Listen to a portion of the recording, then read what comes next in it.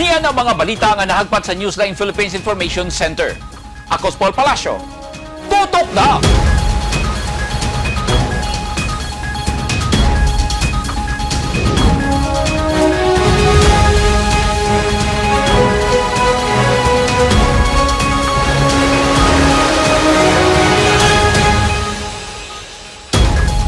Sa mga headlines, Davao City Water District magpausbaw sa singil sa tubig. Trabaho sa mga flyover sa Davao City gipaspasan aron magian sa bulan sa Marso 2026. Sa detalye sa atong mga balita, magpatuman og 25.5% kausbaw sa singil sa tubig ang Davao City Water District kon DCWD. 12.5% sugod karong Marso 2026 ug lauman ang 13% kausbaw sa tuig 2027. Ani ang report ni Eugene Hinutan. Gibati na og kabalaka si Catherine Maratas nga taga SGR Village, Catalunan Grande sa maabutay niya nga bil sa tubig kay gianunsyo sa Davao City Water District kon DCWD nga magpausbaw sila og singil sugod karong bulan sa Pebrero 2026 ug Marso sunod bulan mabati na sa mga konsumidor ang increase sa bil sa tubig 12.5% ang gipatuman nga usbaw. Adyasan nato og gamit. Pahinay ta og kuan gamit sa tubig, pahinay nato ang pusit para dili kay ta mo dako og bill. Bugat alang ang Catherine ang dugang usbaw nga singil sa Water District. Ay bugat oy, labi na wala kay tay income. So bugat jud na siya. Pero gipasabot ni Giovanna Duhay Lungsod, spokesperson sa Davao City Water District, ang usbaw sa singil subay sa giaprubahan nga resolusyon sa Local Water Utilities Administration sa milabayng tuig aron mapalambo ang mga proyektong infrastruktura sa DCWD ug masiguro ang epesyente nga pagserbisyo sa mga konsumidor ug makaakomodar og dugang koneksyon, masustener ang 24/7 nga paghatag og potable nga supply sa tubig sa syudad.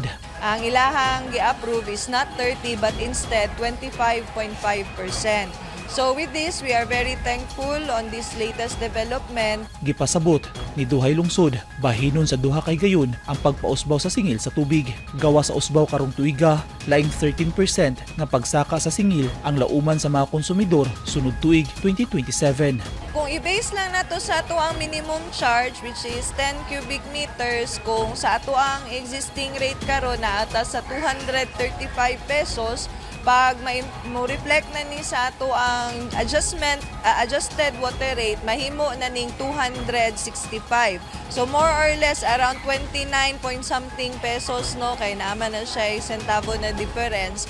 285 pesos o 60 centavos ang kasamtangan nga bayro nun sa minimum nga konsumo. Apil na niini ang 50 pesos nga meter maintenance charge. Apan tungod sa gipatuman nga dugang 12.5%, mahimo ng 315 pesos 0.05 ang minimum nga bayro nun sa mga konsumidor, lakip niini ang dugang 50 pesos alang sa meter maintenance charge. Namang ato ang ginabayran na water bill, imputed naman na tanan, no, katong it funds for all of our services. So it includes kanang ato ang mga maintenance activities, ato ang mga frontline services, and included po dara especially ang ato ang mga pagpalit sa ato ang bulk water, ang pag-produce nato sa tubig nga gikan pud sa atong groundwater sources, and most especially ang kaning ato ang mga pondohanan na mga proyekto for improvement and expansion. Gipasalig sa Davao City Water District, affordable gihapon ngadto sa mga konsumidor ang ilang serbisyo. Subay sa guidelines sa Local Water Utilities Administration, dili dapat mosobra sa 5% average income sa lowest income group sa munisipyo o sa syudad ang singil kung asa naga-operate ang usa ka water district. Sa karon, ang 5% average income sa lowest income group sa Davao City ana sa kapin 500 hangtod 600 pesos. Nangay og pagsabot ang Davao City Water District sa ilang mga konsumidor nga apektado sa dugang singil sa tubig. Eugene Hinutan, Newsline Philippines. Stay safe. Halos duha ka semana na lang ang paabuton Marso 2026 na ug maagian na gyud ang ginahulat nga maa-flyover kay mahuwas-huwasan ang kalbaryo sa mga motorista nga mag-antos og subay sa lubak-lubak nga kalsada. Kay gipasalig sa DPWH 11 nga sa bulan sa Marso 2026 nagyud paagian og sakyanan ang flyover. Ani ang report? Ana sa bridge approach sa norteng bahin sa nagpadayon ng construction sa Maa flyover ang ginaasfalto kay human-human na ang asfalto sa approach sa south portion sa flyover. Pinaspasay ang pagtrabaho kay sa bulan sa Marso 2026 na kinipaagian subay sa pasalig sa Department of Public Works and Highways. Per latest report, ana sa 90.2% ang ato ang ongoing na magtuod flyover project. Sa karon ongoing ang ato ang asphalting sa taas. Sa karon naka first layer na tano, and then hopefully by the end of by next week na umana nato tanan ang asphalting. Tagduha ka lanes ang north ug southbound. Gipangtao dasab ang double head solar street lights ug duol ang distansya sa matag poste nga naa sa tunga sa flyover aron mas hayag. Gamay na lang ang kulang aron mahingpit og taod ang mga railings nga proteksyon sa mga sakyanan. Tuig 2021 pa gisugdan og trabaho ang proyekto sa panahon ni kanhi President Rodrigo Duterte. Halos 1 ka kilometro ang distansya sa proyekto. Immediately after ma-open na nato ang flyover, magsugod po dahil ang ato ang widening dito sa ubos na bahin, and then that will be coupled with drainage improvement po na project. Sunod nga trabahoon ang kalsada ilawom sa flyover. Una nang miesplikar ang DPWH kaniadto nga adunay kalangay sa konstruksyon kay nagkaproblema sila sa road right of way. Gipalawman pa pag-ayo sa Philippine Drug Enforcement Agency kon PDEA Regional Office 11 ang ilang intel monitoring kay nagka-high-tech na sab ang illegal drug trade karon.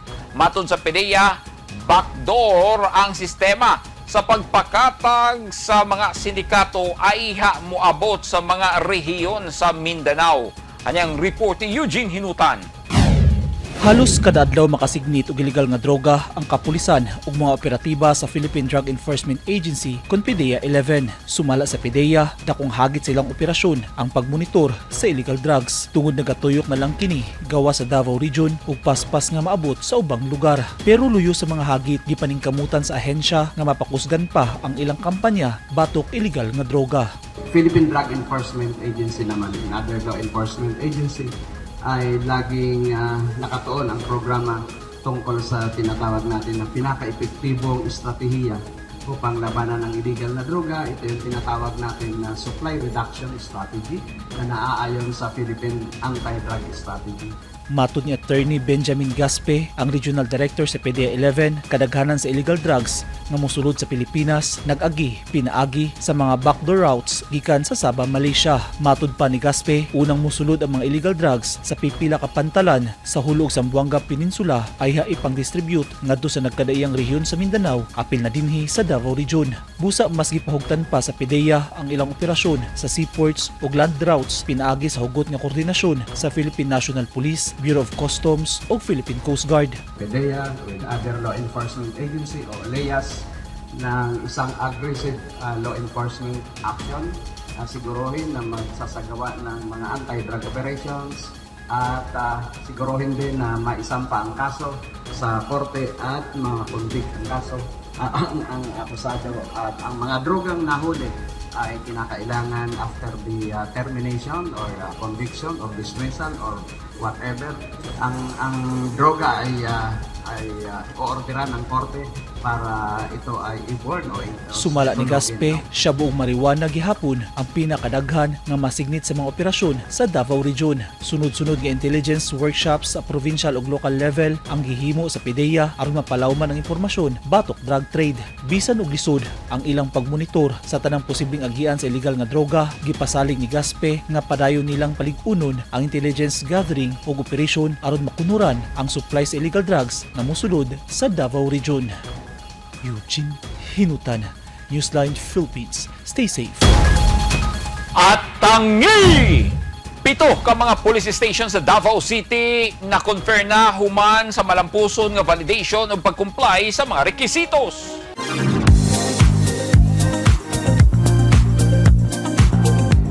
Kasaligan, durable ug barato pa nga imported heavy equipment, construction materials ang imong gikinahanglan. Bisitaha ang Genie Import and Export Trading nga nahimutang sa Diversion Road ning syudad sa Davao. Duna usab sila showroom sa Barangay Lasang. Aduna usab sila branches sa Manila, Cebu, Cagayan de Oro ug General Santos City. Kung sapay imong gihulat, Genie na.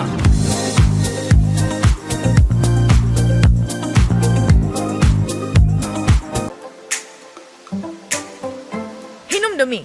Una kita mo pahawa sa atong panimalay, siguraduha nga natanggal na nimo gikan sa imong outlet ang blower, mobile phones, electric fan o uban pang gamit nga imong gisaksak. Siguraduha nga imong gipalo ang suga kadhuman nimo og gamit. Kinahanglang magpabiling safety og luwas ang atong panimalay. Kining tipid safety tips hatod kanato sa Davao Light and Power Company, usa ka kumpanya ubos sa Aboitiz Power Corporation.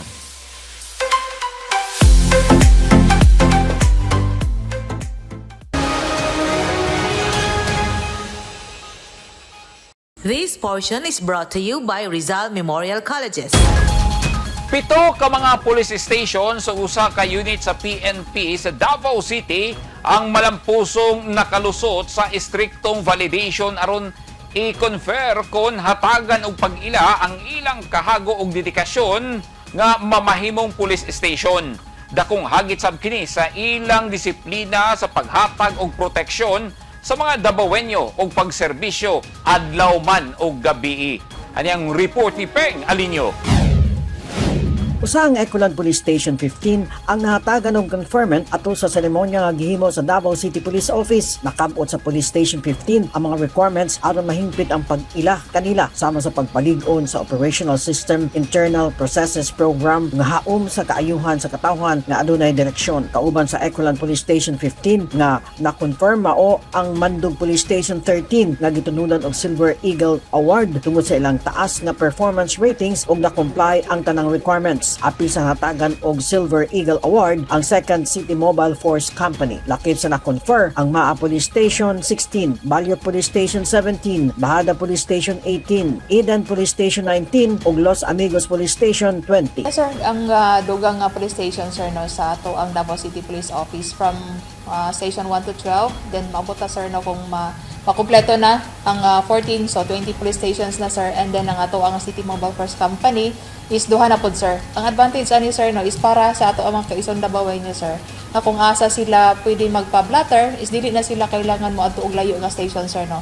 So mas gipaduol sa ato ang Davao City Police Office kung unsay mas makaayo sa kadaghanan sir no, kay ilabi na sir na atay mga kaisuonan nga maglisod pag gani ipamiliti sir pagpadulong sa police station, so kung naa na lang sa ilahang dool, so mas lesser sa ilaha sir no, so dili na pahirapan kung mga isla tabang ana dayon nato ang kapulisan dool sa ilaha. Ang Davao City adunay 19 ka mga police station o ginahulat na lang sab ang pagtukod sa building sa ika-20 nga police station nga mao ang Police Station 14 nga itukod sa may F. Torres Street, Davao City. Ang ato ang police assistant sir no, sa giingon sa ato ang city director sir as part sa ato ang 3 to 5 minutes response time sir no, so mas paspas ang ato ang paghatag og responde sa mga taong mangayo og tabang sir. Ilabi na kung kailangan nato og kanang paspas nga pagresponde kung example murder ang hitabo sir or rape, so kailangan nato paspas sir na para madakpan nato dayon ang suspect, so dili na kailangan mo travel og layo. Si Police Brigadier General Mariano Rodriguez, ang Deputy Regional Director for Administration sa Pro 11, ang guest sa seremonya. Gipahibalo niini sa mga pulis ang implementasyon sa mga pulis sa performance governance system mao nga mibilib kini sa mga awardees nga nalampasan nila ang mga pagsulay ilabi na sa validation process. Peng Alinyo, Newsline Philippines. Stay safe.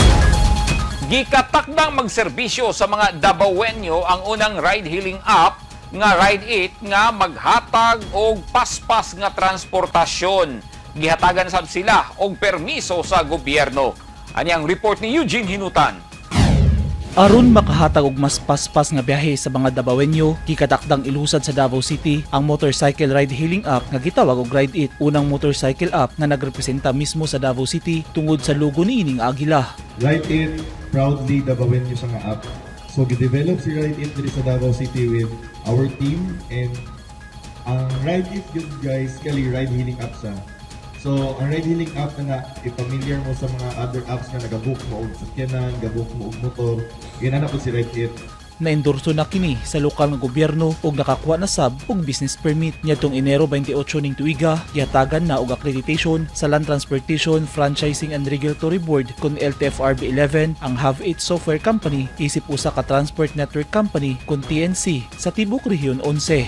Ang Davao-based nga startup ang nagapadagan sa Ride It app nga gihimo alang sa sayon nga pagbook og mga local motorcycle taxi. Patay accreditation gikan sa LTFRB Central Office. And proud to say na po gihapon nga first siya sa Mindanao nga na-accredit nga TNC or Transport Network Company. RB, matod pa, karon nga mga panahon na nag-andami kay para mag-hiring yung mga taxi drivers as well as ato ang mga motorcycle pod nga ato ang ma-onboard sa atong app. Maghatag sab kini og mga oportunidad sama sa trabaho, hilabi na sa mga taong dunay motor nga gusto ra sab mag-part-time nga magmaneho aron mahimong ride-it driver. Ang gina-invite ko ng tanan nga makabawod sa app para nga ilig time na mag-launch kami, magamit abot niyo ang app, especially sa mga commuters na daily commuters. So for now ma'am, ang atong timeline kay napaka sa tuan sa atong driver orientation programs po, napunta sa atong hiring po. Delivery og transport services ang itanyag sa Ride It. If maabot na ang time na maka-full launch kami, ang next nato kay muna to ang atong logistics, which is kung naka-pick up, pwede siya mahimong servicing drill, like naka-ipadala, mas bakit siya nga mga parcels, pwede sa mga sakyanan, mga L3, kaya pwede siya tanan sa Ride It kay appeal man sa atong accreditation. Gisiguro sab nga mutuman ang Ride It sa tanang regulasyon nga gipatuman sa gobyerno alang sa kaluwasan sa tanang pasahero ingon man maghatag og masayon nga commuter-centered nga biyahe. Eugene Hinutan, Newsline Philippines. Stay safe.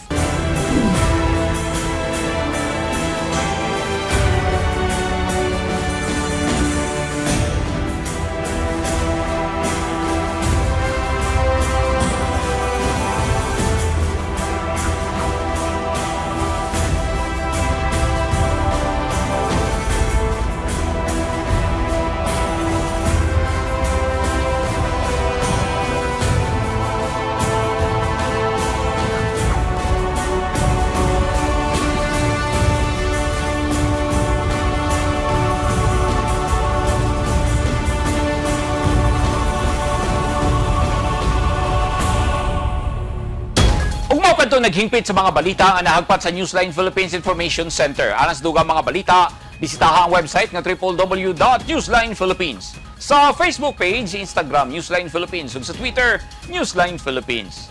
Kung aduna mo'y mga balita o impormasyon sa inyong tagsa-tagsa ka mga lugar sama sa sunog ug baha, mamahimo ka na ninyong i-share pinagi sa Newsline Messenger. Masundan sa ninyo pinagi sa pag-subscribe sa YouTube channel sa Newsline Philippines. Ako si Paul Palacio.